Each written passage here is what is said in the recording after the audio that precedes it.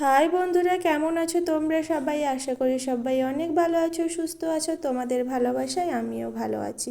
পূজা কিচেনে তোমাদের সবাইকে অনেক অনেক স্বাগত। আজকের আমি রান্না করব মূলো ভাজা, ফুলকপি আলু দিয়ে ডিমের ঝোল।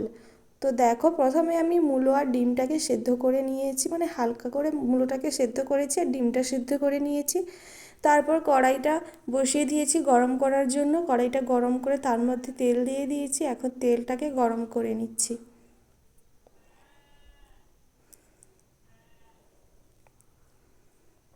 তেলটা আমার গরম হয়ে গেছে, ওর মধ্যে আমি দিয়ে দিচ্ছি আগে থেকে ভাপিয়ে রাখা মূলোগুলো।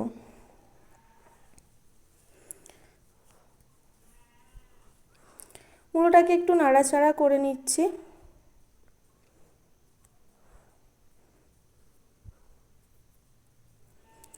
তারপর আমি মূলোর মধ্যে দিয়ে দিচ্ছি স্বাদ মতো লবণ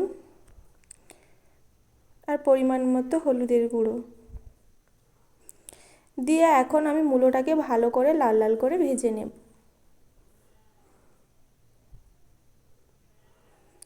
আর মূলোটা দেখতে পাচ্ছ আমি কিভাবে কেটেছি, গোল গোল করে।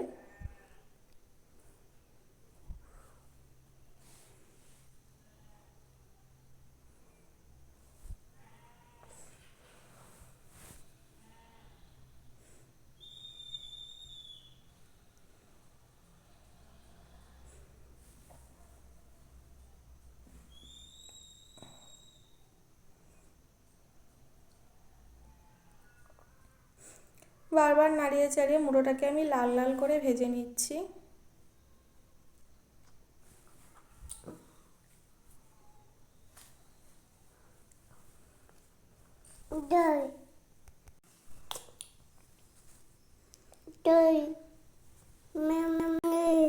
মূলোটা আমার হালকা করে মানে লাল লাল ভাজা হয়ে গেছে। তার মধ্যে আমি দিয়ে দিয়েছি পেঁয়াজ বাটা। পেঁয়াজটা দিয়ে আমি মূলোটাকে কিছুক্ষণ ভেজে নেব। যেহেতু তাতাই খাবে, ও এখন অনেক ছোট, ঝাল খেতে পারে না, সেই জন্য আমি পেঁয়াজটা আগে দিয়ে মূলোটাকে ভাজছি। ওর জন্য একটু তুলে নেব তাই। আর যাদের বাড়িতে বাচ্চা নেই তারা পেঁয়াজের সঙ্গে লঙ্কাটা দিয়েই ভেজে নিতে পারো।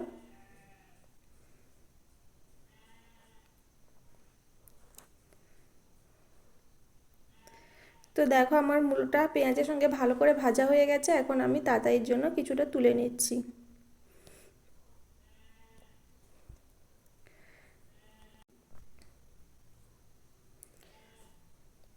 তো এই মূলোগুলোতে আমি দিয়ে দিচ্ছি লঙ্কার গুঁড়ো।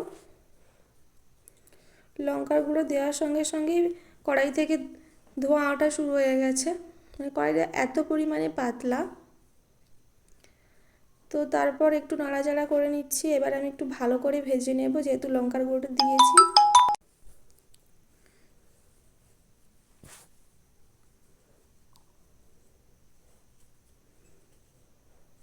তো দেখো, মূলোটা আমার ভাজা হয়ে গেছে, একদম লাল লাল করে ভেজে নিয়েছি। তোমরা এতে চিনি দেবে, চিনি না দিলে মূলো ভাজা খেতে ভালো লাগবে না। আমি আজকে চিনি দিচ্ছি না। আমি আজকে দেখবো যে চিনি না দিয়ে মূলো ভাজা, মানে সাদা মূলো যেহেতু, তাই কেমন লাগে দেখার জন্য চিনি দেইনি। আর মিষ্টিটা তত একটু পছন্দ করি না তাই। তো কড়াই গরম হয়ে গেছে, এখন আমি ফুলকপির ঝোলটা করব। সেই জন্য কড়াই গরম করে নিয়েছি, তেলটাও গরম হয়ে গেছে। এখন আমি ডিমটা ভেজে নেব। তাতাই যেহেতু ডিমটা এমনি সেদ্ধ খেতে ভালোবাসে, ভেজে দিলে খেতে চায় না, তাই ওর ডিমটা ভাজছি না। শুধু আমার আর তোমাদের দাদাভাইয়ের ডিমটা ভাজছি। তো ডিমের মধ্যে একটু লবণ আর হলুদ দিয়ে দিলাম, দিয়ে এখন ডিমটাকে আমি ভালো করে ভেজে নেব। তো আমাদের গ্যাসের একটা স্ট্যান্ড একদমই খারাপ, আর একটা স্ট্যান্ড একটু একটু খারাপ। তো যেহেতু আমি স্ট্যান্ডগুলো ধুয়েছিলাম, তাই এই সাইডের স্ট্যান্ডটা খারাপ স্ট্যান্ডেই পড়েছে, সেই জন্য কড়াইটা আজকে বেশি নড়াচড়া করছে, তাই রান্না করতে অনেক কষ্ট হচ্ছে।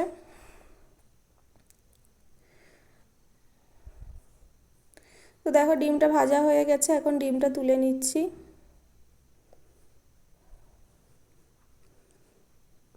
তো আমি তেমন একটা ডিম পছন্দ করি না, তাই আমি ডিম খাবো না, তোমাদের দাদাভাইই খাবে। তো এখন কড়াইতে আমি আগে থেকে ধুয়ে কেটে রাখা ফুলকপি আলুটা দিয়ে দিচ্ছি ভেজে নেওয়ার জন্য।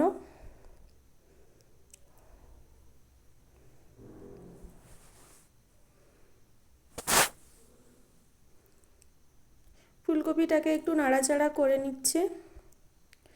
তারপর আমি ওর মধ্যে দিয়ে দিচ্ছি লবণ আর দিয়ে দিচ্ছি হলুদের গুঁড়ো।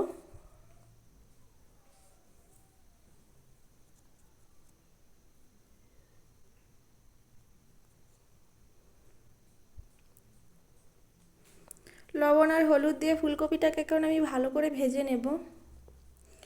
তো ওদিকে তাতাই দুষ্টুমি করছিল আর এদিকে আমি রান্না করছিলাম, ভিডিও করছিলাম। এইসব করতে গিয়ে আমার একটা ক্ষতি হয়ে গেল, মানে হলুদ গুঁড়োর ডিবাটাই নিচে পড়ে গেল। তো যাই হোক, কিছু করার নেই। ফুলকপি আলুটা ভাজা হয়ে ভালো করে লাল লাল করে ভেজে নেব আমি। তো ফুলকপি আলু ভাজা হয়ে গেছে, এখন তুলে নিচ্ছি।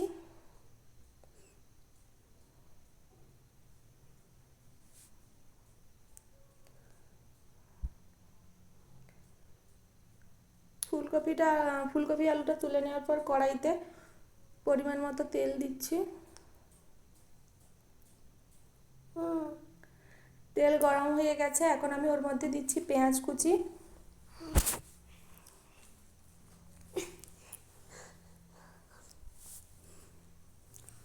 আর ওর মধ্যে দিয়ে দিচ্ছি পেঁয়াজ আদা রসুন পেস্ট।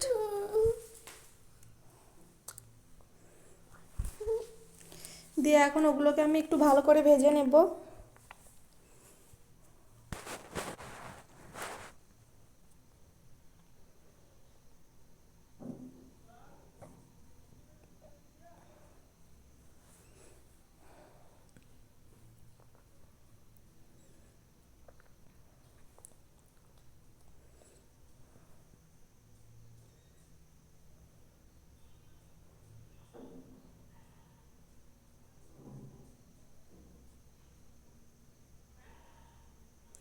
তো দেখো, পেঁয়াজ আর আদা রসুনটা একটু ভেজে নিয়েছি। তারপর আমি এর মধ্যে দিয়ে দিচ্ছি টমেটো কুচি।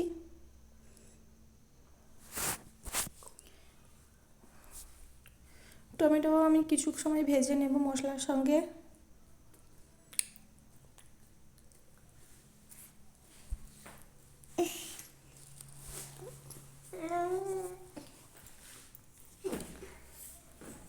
মশলাগুলো কিছু সময় ভেজে নেওয়ার পরে আমি ওর মধ্যে দিয়ে দিচ্ছি পরিমাণ মতো হলুদের গুঁড়ি আর দিয়ে দিচ্ছি লঙ্কার গুঁড়ি।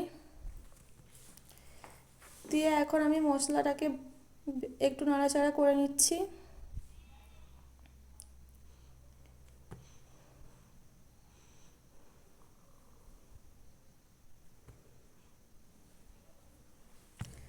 তো দেখো, তারপর আমি ওর মধ্যে জিরে আর ধনে বাটা, তার সঙ্গে একটু জল ছিল, দিয়ে আমি মশলাটাকে ভালো করে কষিয়ে নেব। মশলাটা দেখো কষানো হয়ে গেছে, মশলা থেকে তেলও ছেড়ে গেছে। এরপর আমি ওর মধ্যে দিয়ে দিচ্ছি আলু ফুলকপি, আগে থেকে ভেজে রেখেছিলাম সেগুলো। দিয়ে এখন আমি মশলার সঙ্গে আলু আর ফুলকপিটা ভালো করে কষিয়ে নিচ্ছি।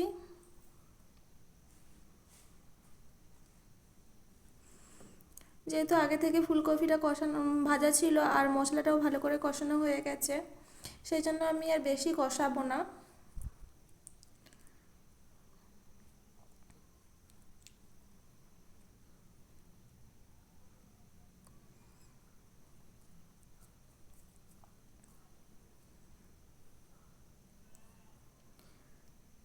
কিছু সময় কষিয়ে নেওয়ার পরে এরপর আমি ওর মধ্যে দিয়ে দিচ্ছি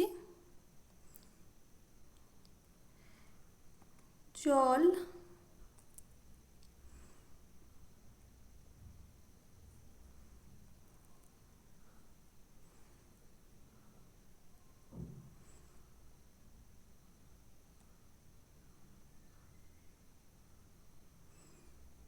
পরিমাণ মতো জল দেওয়ার পরে ঝোলটাকে আমি ভালো করে ফুটিয়ে নেব।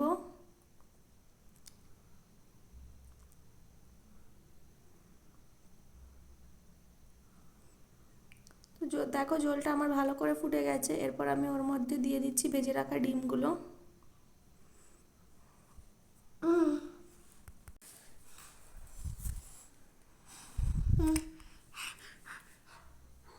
ডিমগুলো দেওয়ার পরে আমি ঝোলটাকে ভালো করে ফুটিয়ে নিচ্ছি। এখন আমি ঢাকনা দিয়ে দেব কিছু সময়ের জন্য। যাতে ফুলকপি আলুগুলো ভালো করে সেদ্ধ হয়ে যায়। তো ঢাকনা দিয়ে আমি চান করার জলটা নিচ থেকে নিয়ে এসেছি, গরম জল। চান করাবো তাতেইকে, সেই জন্য আর আমিও চান করব। এসে দেখি ঝোলটা আমার হয়ে গেছে।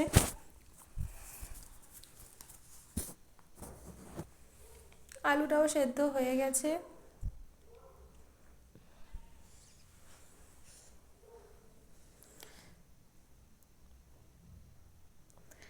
এখন আমি ঝোলের মধ্যে দিয়ে দিচ্ছি গরম মশলার গুঁড়ো। গরম মশলার গুঁড়ো দেওয়ার পরে একটু ঝোলটা নাড়াচাড়া করে নিচ্ছি। ঝোলটা আমার হয়ে গেছে। এখন গরম মশলা গুঁড়োটা দিয়েছি, তাই একটু ফুটিয়েই নামিয়ে নেব।